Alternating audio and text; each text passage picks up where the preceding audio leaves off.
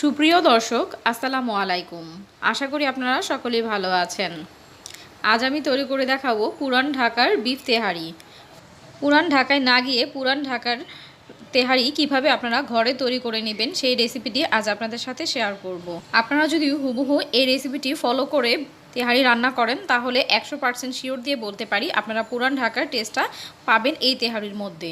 তো কিভাবে আমি এই পুরান ঢাকার তেহারি রান্না করেছি তো চলুন তাহলে সেই ভিডিওটি আপনাদের সাথে শেয়ার করি। প্রথমেই আমরা চালটাকে রেডি করে নিয়েছি। আমি এখন এখানে 3 কাপ পরিমাণ চাল নিয়ে নিব।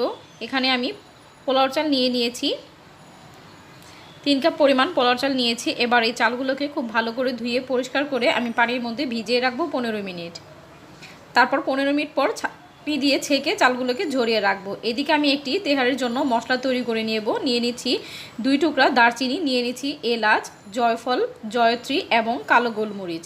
এই সবগুলো একত্রে আমি ব্লেন্ডারে ব্লেন্ড করে নিব, অথবা আপনারা চাইলে পাটায়ও বেটে নিতে পারেন। ভাজা ছাড়াই এভাবে গুঁড়ো করে নিব মশলাগুলো। অন্যদিকে আমি 1 কেজি গরুর মাংস নিয়ে নিয়েছি। এখানে হাড় চর্বি সহ কিন্তু আমি গরুর মাংস নিয়েছি। এবার এই মাংসগুলোকে ধুয়ে নিয়েছি। আমি চুলায় বড় একটি হাঁড়ি বসিয়ে দিয়েছি। এখন এর মধ্যে আমি দিয়ে দিচ্ছি 2 কাপ পরিমাণ সরিষার তেল। অবশ্যই কিন্তু সরিষার তেলটা ব্যবহার করতে হবে। পুরান ঢাকার তেহারিতে কিন্তু সরিষার তেল দিয়েই রান্না করা হয়। তো তেলটা যখন গরম হয়ে আসবে তখন এর মধ্যে আমি দিয়ে দিচ্ছি পেঁয়াজ কুচি। আমি এখানে 1.5 কাপ পেঁয়াজ কুচি দিয়ে দিচ্ছি। এবার পেঁয়াজ কুচিটাকে আমি ভেজে নিব।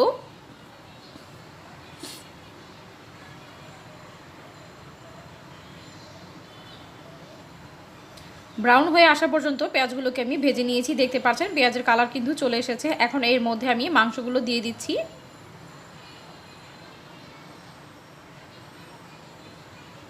মাংসগুলোকে আমি কয়েক সেকেন্ডের জন্য ভেজে নিব। পুরান ঢাকার স্বাদে তেহারি রান্না করতে চাইলে কিন্তু আপনারা অবশ্যই সরিষার তেলটা ব্যবহার করবেন। তো এখন এর মধ্যে আমি দিয়ে দিচ্ছি আদা রসুন বাটা। আমি এখানে আদা রসুন একসাথে পেস্ট করে নিয়েছি। তো আমি এখানে দিয়ে দিচ্ছি 2 টেবিল চামচের মতো আদা রসুন বাটা। আমি কিন্তু চামচটা ভর্তি করে দিয়েছি।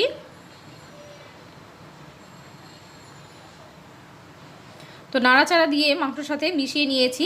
এখন এর মধ্যে দিয়ে দিব আমরা যে আগে থেকে তেহারির মশলাটা তৈরি করে রেখেছিলাম সেই মশলাটা এখানে সম্পূর্ণ দিয়ে দিচ্ছি।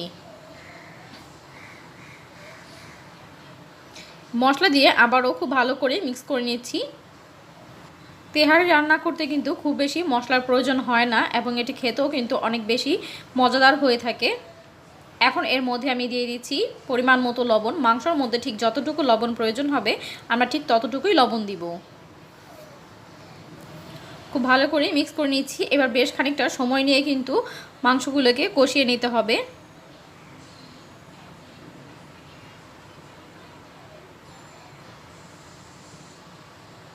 প্রায় 2 থেকে 3 মিনিট পর আমি মাংসগুলোকে কষিয়ে নেওয়ার পর এখন এর মধ্যে আমি দিয়ে দিব 1 কাপ পরিমাণ টক দই। আমি টক দইটাকে খুব ভালো করে ফেটিয়ে নিয়েছি। আর দিয়ে দিব কিছু কাঁচা পাকা কাঁচামরিচ। আপনারা চাইলে এটাকে ফালি করে দিতে পারেন, আমি আস্তে আস্তে রেখেছি। এবার মাংসগুলোকে খুব ভালো করে কষিয়ে নিব যতক্ষণ না পর্যন্ত মাংসটা পুরোপুরিভাবে সেদ্ধ হয়ে যায়।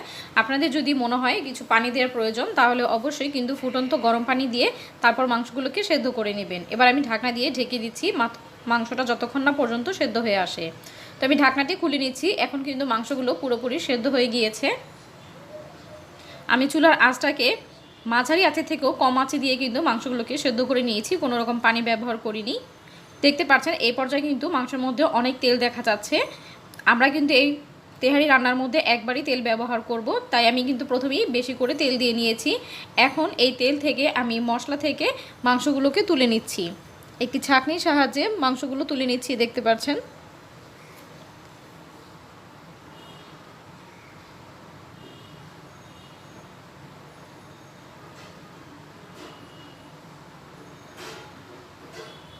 তেল দেখে কিন্তু আপনারা ভয় পাবেন না যে অনেক তেল দিয়েছি। তেল কিন্তু আমি পরিমাণ মতোই দিয়েছি। দেখতে পারবেন যখন আমরা রান্না করব তেলটা কিন্তু এত পরিমাণে থাকবে না। এখন অবশিষ্ট যে তেল আছে এই তেলের মধ্যে আমি পোলাও চাল দিয়ে দিব।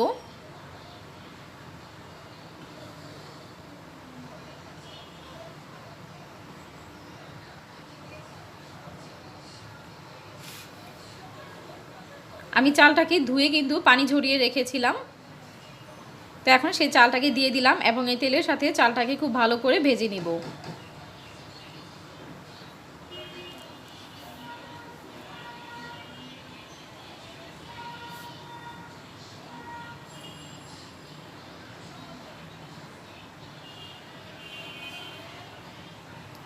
পাঁচ ছয় মিনিটের মতো সময় নিয়ে আমি চালটাকে ভেজে নিব। দেখতে পাচ্ছেন চালটা কিন্তু ভাজা হয়ে গিয়েছে এবং চালের কালারটাও কিন্তু চেঞ্জ হয়ে এসেছে।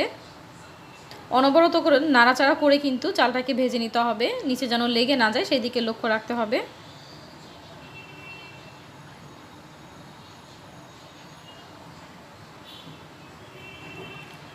চালটা যখন খুব ভালো করে ভাজা হয়ে যাবে, এখন এর মধ্যে আমি দিয়ে দিব ফুটন্ত গরম পানি। আমি যেহেতু চালটা মেপে নিয়েছিলাম, 3 কাপ চাল নিয়েছি, তার জন্য আমি 6 কাপ পরিমাণ পানি নিয়েছি এবং আমি পানিটাকে খুব ভালো করে গরম করে ফুটিয়ে নিয়েছি এবং ফুটন্ত গরম পানি কিন্তু চালের মধ্যে দিয়ে দিয়েছি।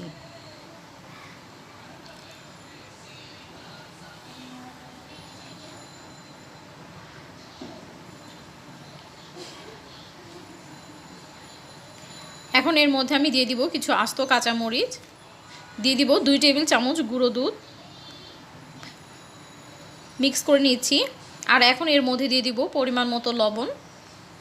পোলাওর জন্য যতটুকু লবণ প্রয়োজন ঠিক ততটুকুই লবণ দিব। আমরা মাংসের মধ্যে কিন্তু লবণ দিয়েছিলাম, তো পোলাওতে যতটুকু লবণ প্রয়োজন ঠিক ততটুকু লবণ দিয়ে খুব ভালো করে মিক্স করে তারপর ঢাকনা দিয়ে ঢেকে দিব পানিটা গায়ে গায়ে আসা পর্যন্ত। দেখতে পাচ্ছেন কিছুক্ষণ পর আমি ঢাকনাটি খুলে নিয়েছি, পানিটা কিন্তু চালের গায়ে গায়ে চলে এসেছে। তো এই পর্যায়ে আমি নাড়াচাড়া করে দিচ্ছি এবং চুলার আঁচটা কিন্তু একদম লো আঁচে করে দিচ্ছি এবং চালগুলোকে এভাবে উল্টে পাল্টে নাড়াচাড়া করে তারপর একসাথে করে ঢাকা দিয়ে রাখবো।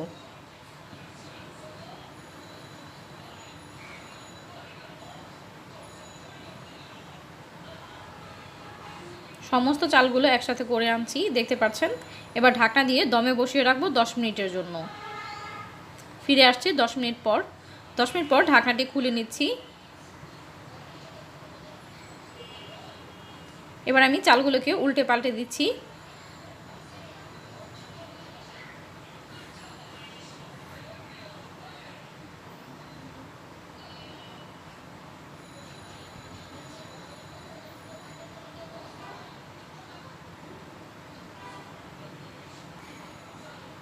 এখন এর মধ্যে আমি 2 টেবিল চামচ কেওড়া জল দিয়ে দিচ্ছি।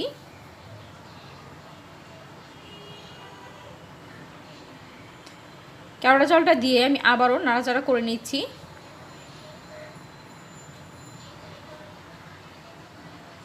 এখন এর মধ্যে আগে থেকে রান্না করা মাংসগুলো দিয়ে দিব। সমস্ত মাংস মশলা একসাথে দিয়ে দিচ্ছি। এবার মাংসর সাথে পোলাওটাকে খুব ভালো করে মিক্স করে নেব। খুবই আলতো হাতে মিক্স করে নিতে হবে যেন চালগুলো ভেঙে না যায়।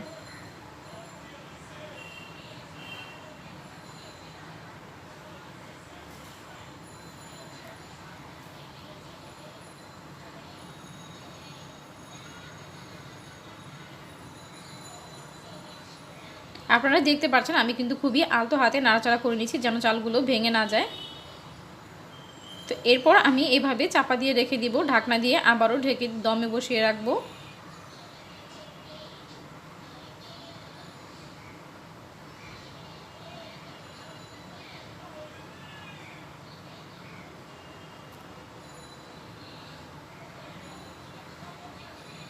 আমি আরও 10 মিনিটের জন্য দমে বসিয়ে রাখলাম। এবার ঢাকনাটি খুলে নিচ্ছি। আলতো করে একটু নাড়াচাড়া করে নিচ্ছি। এ পর্যায়ে কিন্তু তেহারিটা পারফেক্টভাবে তৈরি হয়ে গিয়েছে, চালটা কিন্তু পুরোপুরিভাবে সেদ্ধ হয়ে গিয়েছে।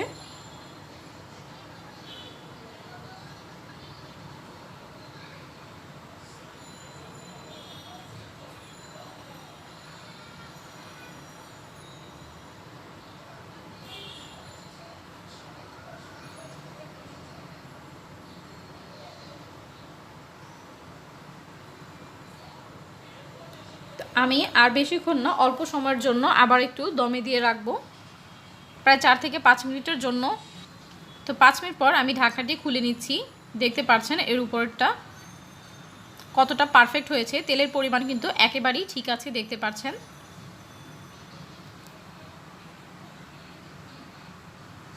তেলের পরিমাণ কিন্তু বেশিও হয়নি আবার কমও হয়নি, একেবারে কিন্তু পারফেক্ট হয়েছে। তো আমি এবার তেহারিটাকে নামিয়ে পরিবেশন করে নিচ্ছি। দেখতে পাচ্ছেন খুব সহজভাবেই কিন্তু আমি পুরান ঢাকার তেহারি রান্না করে দেখিয়েছি আপনাদেরকে। আপনারা চাইলে এই ভিডিওটি ফলো করে কিন্তু এইভাবে তেহারি রান্না করে খেতে পারেন। আপনারা অবশ্যই ট্রাই করবেন, তা না হলে কিন্তু বুঝবেন না। তাই আপনারা অবশ্যই বাসা একবারের জন্য হলেও এটি ট্রাই করে দেখবেন এবং অবশ্যই আমার কমেন্ট বক্সে কমেন্ট করে জানাবেন।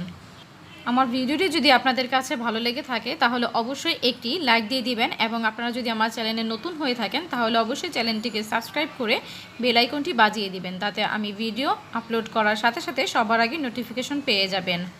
আবারও হাজির হব মজার কোনো রেসিপি নিয়ে। আজ এ পর্যন্তই, আল্লাহ হাফেজ।